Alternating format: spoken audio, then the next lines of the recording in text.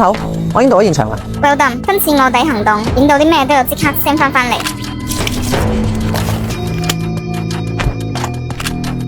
衛生標準 OK， 生產效率 OK。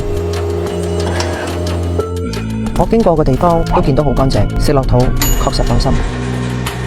一個30幾年嘅品牌，家傳戶曉，喺香港就有幾十間門店。如果一個產品唔好，唔好講30年啦，3年都做唔住啊！